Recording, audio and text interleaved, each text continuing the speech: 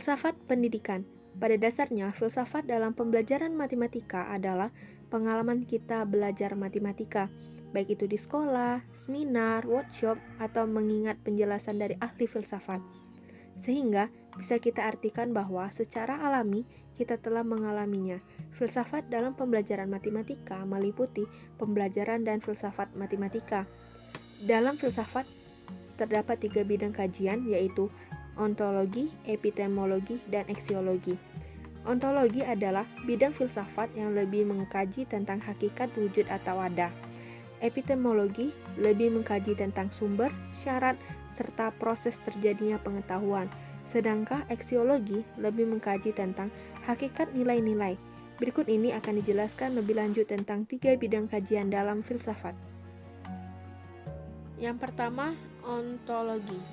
Ontologi merupakan cabang teori hakikat yang membicarakan hakikat sesuatu yang ada. Dari aliran ini muncul 4 macam aliran filsafat, yaitu aliran materialisme, aliran idealisme, aliran dualisme, dan aliran agnotisme. Dalam persoalan ontologi, orang menghadapi persoalan bagaimanakah kita menerangkan hakikat dari segala yang ada ini. Pertama kali, orang dihadapkan pada adanya 2 macam kenyataan. Yang pertama, kenyataan yang berupa materi atau kebenaran, dan yang kedua, kenyataan yang berupa rohani atau kejiwaan. Pembicaraan tentang hakikat sangatlah luas sekali, yaitu segala yang ada dan yang mungkin ada adalah realitas. Jadi, hakikat adalah kenyataan sebenarnya tentang sesuatu, bukan kenyataan sementara atau keadaan yang menipu, juga bukan kenyataan yang berupa. Yang kedua, epistemologi. Epistemologi juga disebut sebagai teori pengetahuan. Secara etimologi, istilah etimologi berasal dari kata Yunani, yaitu epistisme yang berarti pengetahuan, dan logos yang berarti teori. Epistemologi dapat didefinisikan sebagai cabang filsafat yang mempelajari asal mula atau sumber, struktur, metode, dan syarat pengetahuan. Dalam metafisika, pernyataan pokoknya adalah apakah ada itu, sedangkan dalam etimologi, pernyataan pokoknya adalah apa yang dapat saya ketahui. Persoalan-persoalan dalam etimologi adalah: yang pertama, bagaimanakah manusia dapat mengetahui sesuatu? Yang kedua, dari mana pengetahuan itu dapat diperoleh? Yang ketiga, bagaimanakah validitas pengetahuan itu dapat dinilai? Yang keempat, apa perbedaan antara pengetahuan a priori atau pengetahuan para pengalaman dengan pengetahuan a posteriori atau pengetahuan purna pengalaman?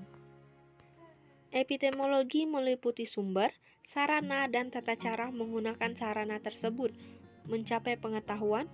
Perbedaan mengenai pilihan landasan ontologi akan dengan sendirinya mengakibatkan perbedaan dalam menentukan sarana yang akan kita pilih.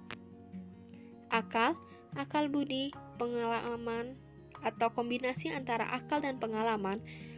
Intuisi merupakan sarana yang disebut dengan epistemologi, sehingga dikenal dengan adanya model-model epistemologi seperti rasionalisme, empirisme, kritisme atau rasionalisme kritis, positisme, fenomenologis, dan sebagai variasinya.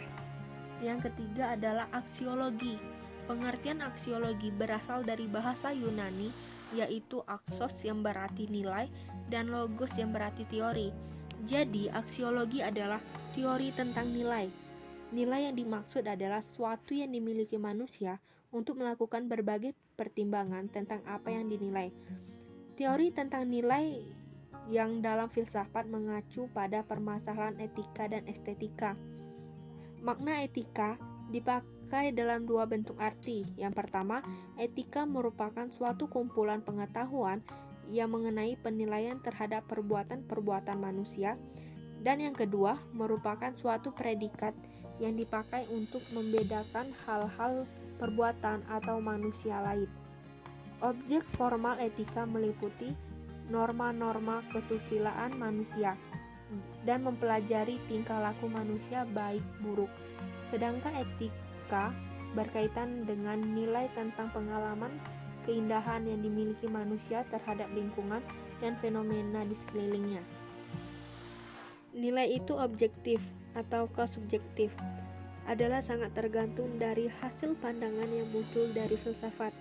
Nilai akan menjadi subjektif apabila objek sangat berperan dalam segala hal. Kesadaran manusia menjadi tolak ukur segalanya atau eksistensinya.